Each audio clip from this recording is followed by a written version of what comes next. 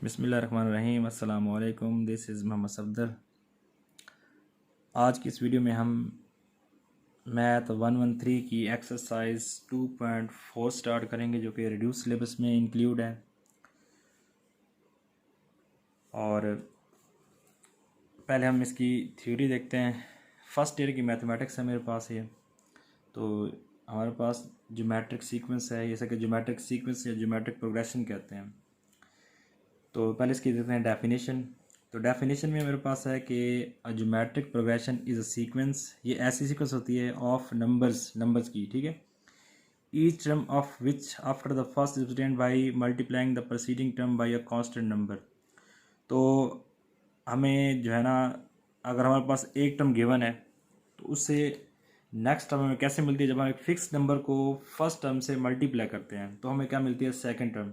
फिर second term को हम दोबारा जब फिक्स नंबर से मल्टीप्लाई करते हैं तो हमें क्या मिलती है, इसकी थर्ड टर्म। सो ऑन इस तरह चलती जाती हैं। जैसे हमारे पास जो फिक्स नंबर होता है, ठीक है, उसे हम कहते हैं कॉमन रेशो।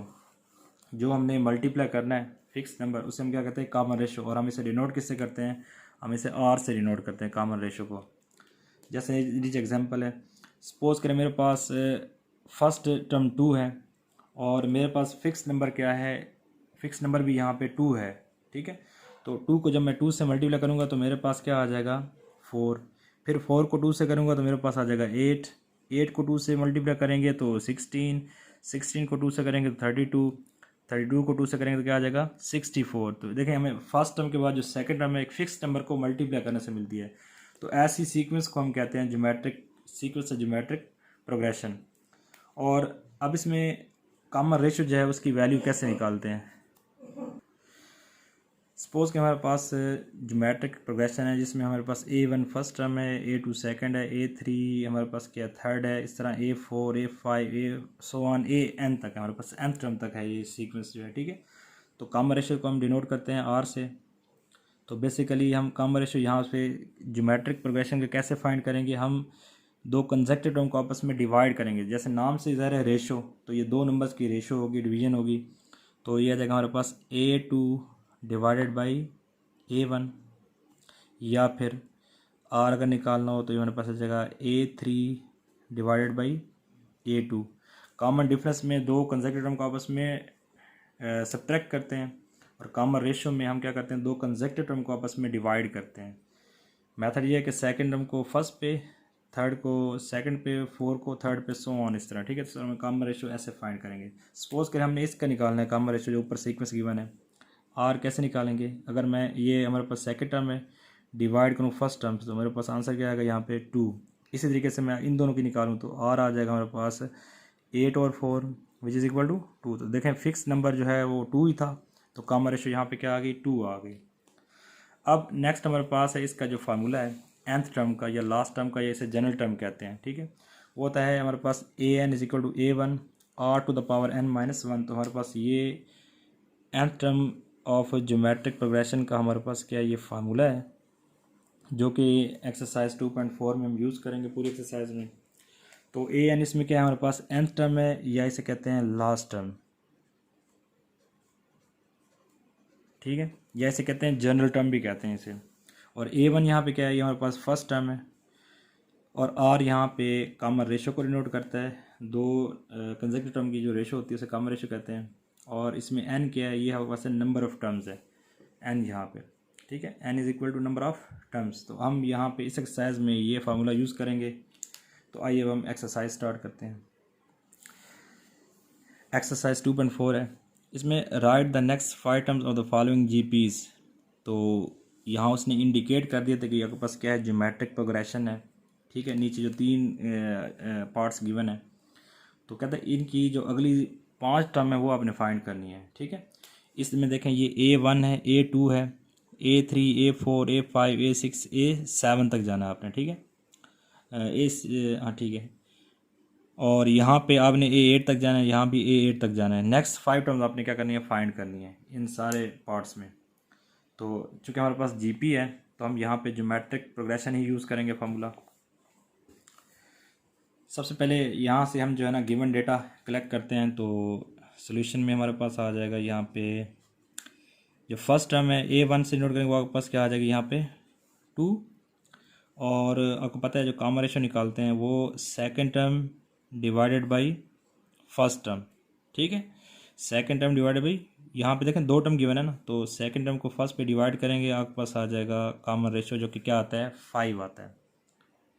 तो अब इसके बाद देखें ये A1 है, A2 है, हमने next A3, A4, A5, A6 और A7 तक फाइंड करनी है। तो सबसे पहले हम क्या करते हैं, यहाँ पे फार्मूला लिखते हैं जो हमारा मेन फार्मूला है nth टर्म का, an is equal to A1 r to the power n minus 1। तो चूँकि हमने सबसे पहले थर्ड टर्म फाइंड करनी है, A3 फाइंड करनी है, क्योंकि A1, A2 और A2 के बाद क्या आता है 3 आता है, तो A3 आता है, तो हम यहाँ n को पुट करते हैं 3, तो यह पास आ जाएगा A3 इज इक्वल टू, ये आपका मेन फार्मूले से आप बेशक 1 का नाम दे दें, ठीक है। और A1 की जगह आपके पास आ जाएगा 2 और R आपके पास 5 है, और वह पावर आ जाएगी 3 माइनस 1, क्योंकि आपने n को क्या पुट किया है 3 पुट किया है, ठीक है। यहाँ हमने सारी वैल्यूज़ पुट कर दी हैं, तो ये 2 का 2 आ जाएगा एज इट इज़, और यहाँ पे आपके पास आ जाएगा 5 का स्केयर, और आपको पता है 5 का स्केयर होता है 25, 2 मल्टीप्लाई बाय 25, तो आपके पास यहाँ से आंसर आएगा 50। तो आपने ये A3 A third term find कर ली। इस तरीके से अब हम फोर्थ टर्म फाइंड करते हैं, तो हम यहाँ पे n को क्या पुट करेंगे 4, ये आ जाएगा आपके पास A4 इज इक्वल टू, दोबारा A1 की वैल्यू वही 2 पुट करेंगे, और R आपके पास कितना है 5 है, तो 5 की पावर आपके पास आ जाएगी 4 माइनस 1, क्योंकि n की वैल्यू क्या है 4 है, तो यहाँ भी n की जगह आ जाएगा 4 आ जाएगा। तो देखें ये बन गया 2, और ये 5 का क्यूब बन रहा है, तो 5 का क्यूब क्या होता है 125 होता है। आप इन दोनों को मल्टीप्लाई करें तो आपके पास आ जाएगा 5 टू 10, 2 टू 4 प्लस 1 5 और 2 1 2, तो 250, ये हमारे पास आ गई फोर्थ टर्म। नेक्स्ट हम यहाँ पे इसकी A5 टर्म फाइंड करते हैं, ठीक है। तो उसी इक्वेशन 1 में हम क्या करेंगे, n की वैल्यू 5 पुट कर देंगे, तो ये आपके पास आ जाएगा A5 is equal to A1 की वैल्यू आपके पास क्या है 2 है, और आपके पास 5 है, तो 5 की पावर आ जाएगी 5 माइनस 1, ठीक है। जो यहाँ पे आप n की वैल्यू इधर पुट करेंगे तो ऊपर भी n की वैल्यू सेम वही पुट करेंगे, यहाँ आपने 5 पुट किया तो ऊपर भी क्या आएगा 5 आएगा। अब ये तो हो गया 2, और यहाँ को मिलेगा 5 की पावर 4। अगर 5 को 4 टाइम मल्टीप्लाई करें तो आंसर आपके पास आता है 625। A5 is equal to 2 into 625, ठीक है। फिर आपने 625 को जब 2 से मल्टीप्लाई किया तो ये बनेगा आपके पास, यहाँ पे आ जाएगा A5 इज इक्वल टू 1250, ठीक है। इसके बाद हम यहाँ पे इसकी 6 टर्म फाइंड करते हैं, इधर ही फाइंड कर लेते हैं साथ 6 टर्म। तो हम अब A6 फाइंड करेंगे, यह आ जाएगा A6, यहाँ पे पुट करना है आपने A6 is equal to A1 की वैल्यू के पास कितनी है 2 है, और R आपके पास कितना है 5 है, तो 5 की पावर आ जाएगी 6 माइनस 1, या A6 इज इक्वल टू 2, और 5 की यहाँ पे पावर कितनी आ जाएगी 5 आ जाएगी पावर। यहाँ पे हमारे पास 2 एज इट इज़, और 5 की पावर 5 का आंसर 3125 आता है, ठीक है। फिर आपने क्या करना है 3125 को मल्टीप्लाई करना है 2 से,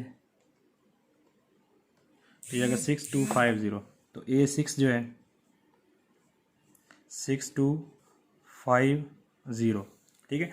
अब इसके बाद हमारे पास लास्ट टर्म में 7 टर्म हम फाइंड करनी है, क्योंकि A2 तक है तो 7 तक फिफ्थ टर्म बनेगी मज़ीद आगे, तो A7 फाइंड करते हैं। तो इसी इक्वेशन में हम यहाँ पे n की वैल्यू 7 पुट कर देते हैं, विच इज इक्वल आ जाएगा A1 की वैल्यू वही 2, और R जो आपके पास 5 है, 5 की पावर आ जाएगा 7 माइनस 1, तो 2 as it is.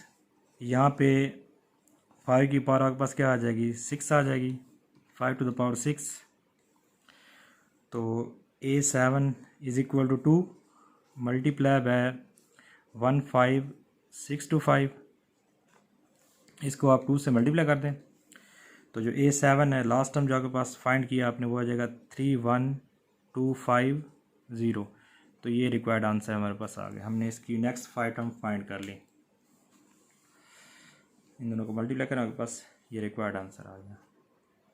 Question number 1 का सेकंड पार्ट है, राइट द नेक्स्ट 5 टर्म्स। तो हमारे पास ये चूँकि A3 तक है तो आपने A8 तक नेक्स्ट टर्म निकालनी है, चूँकि 5 बनती हैं। तो इसमें जो गिवन डेटा है A1 है, फर्स्ट टर्म इसमें 27 है, कॉमन रेशो निकालते हैं second term divided by first term, तो 9 1 ज़ा 9 और 9 3 ज़ा 27। तो आपके पास आंसर यहाँ आ जाएगा 1/3। ये हमने R फाइंड कर लिया, ठीक है। उसके बाद हमारे पास nth जो कि हमारे पास ज्योमेट्रिक सीक्वेंस है, तो हम जो है ना nth टर्म का फॉर्मूला ज्योमेट्रिक सीक्वेंस का यूज़ करेंगे। तो सबसे पहले हम यहाँ पे ये A1 A2 A3 तो A4 से स्टार्ट करते हैं। तो सबसे पहले हम n की वैल्यू 4 पुट करते हैं, तो ये आ जाएगा A4 is equal to A1 आपके पास 27 है और R आपके पास है 1/3 और पावर आ जाएगी 4 - 1, ठीक है। जो आपने यहाँ n को 4 पुट किया तो इधर भी n की वैल्यू क्या आएगी, 4 आएगी। तो ये आ गया आपके पास 27 और यहाँ से आपको मिलेगा 1 डिवाइडेड बाई, अभी देखें यहाँ से आपको 3 मिलती है पावर, 4 - 1 क्या होता है 3 और 3 का क्यूब होता है आपके पास 27। तो 27 आपस में कैंसिल आउट हो गए, तो A4 हमारे पास इक्वल आ गया 1 के, ठीक है। इसके बाद A5 फाइंड करते हैं, तो n की वैल्यू यहाँ 5 पुट करते हैं, तो ये आ जाएगा पास A5 is equal to A1 जो है वही 27 ही है, तो 27 इंटू R की वैल्यू 1/3 है, 1/3 की पावर आ जाएगी n - 1, तो 5 - 1 क्योंकि n को हमने 5 पुट किया तो इधर भी n क्या आ जाएगा 5 आ जाएगा। तो ये बनेगा आपके पास 27 इज़ इक्वल टू 1 की पावर 4 का आंसर 1 आता है, फिर नीचे 3 की पावर 4 है, तो देखें यहाँ पे 3 की पावर 4 आपके पास आता है 81, तो ये 81 आ गया। तो 27 1 से 27 और ये 3 टाइम डिवाइड होता है इसके ऊपर, तो A5 हमारे पास किसके इक्वल आ गया, A5 हमारे पास इक्वल आ गया 1/3 के।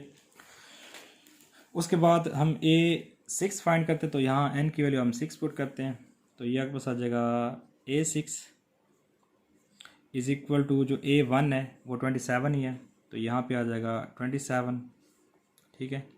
और R की वैल्यू वही आपके पास कितनी है 1/3 है, तो यहाँ से आपको मिलेगा 1/3। अब n को हमने 6 पुट किया है, तो यहाँ इसकी जगह जाएगा 6 - 1, ये आ गया 6 - 1। अब 27 एज इट इज़ और यहाँ से 1 की पावर 5 का आंसर 1 डिवाइडेड बाई 3 की पावर 5, तो 3 की पावर 5 हमारे पास आती है 243, तो यहाँ से आपको मिलेगा 243। तो 27 को इस पर डिवाइड करें, ये आ जाएगा 27 डिवाइडेड बाई 243, तो ये 1/9 आता है। तो A6 जो है A6 आता है 1/9, 27 और इसे ये 9 टाइम डिवाइड करता है, तो 1 क्या आ जाएगा 9 आ जाएगा।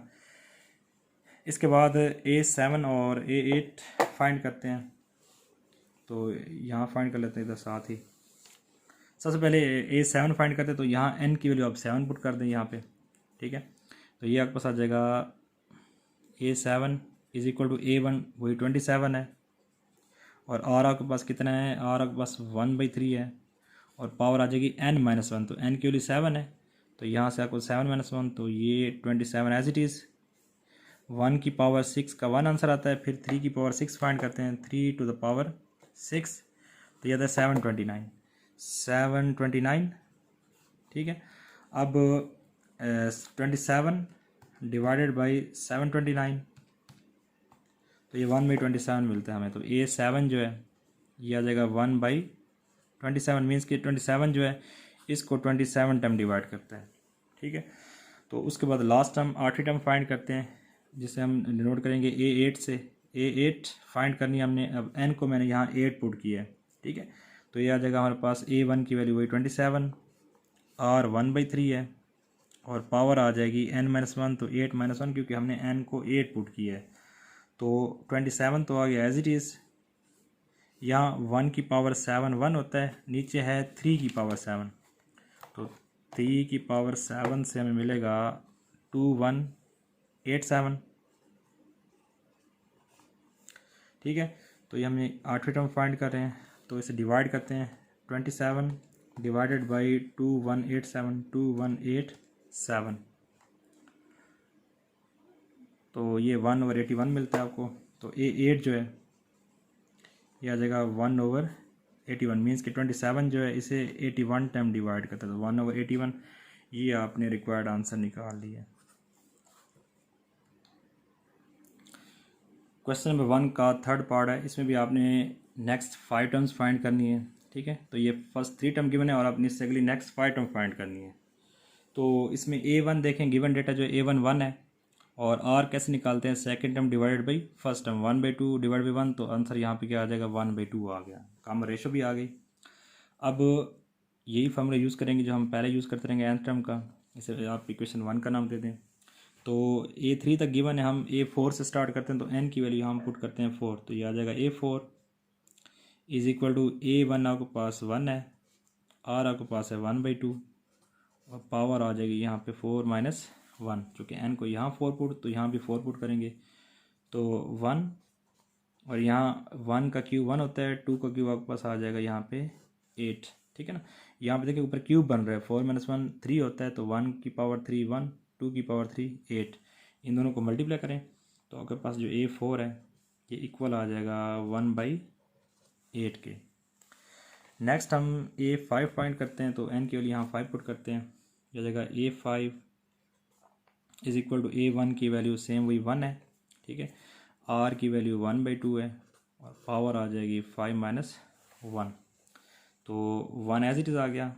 यहाँ से देखें तो 1 की पावर 4 का आंसर 1 आता है, नीचे 2 की पावर 4 है, तो 2 की पावर 4 बनता है आपके पास 16, मीन्स को आपने 2 को 4 टाइम मल्टीप्लाई करना है, 2 मल्टीप्लाई 2 मल्टीप्लाई 2 मल्टीप्लाई 2, तो इन दोनों को मल्टीप्लाई करें तो जो A5 है ये आपके पास आ जाएगी 1/16।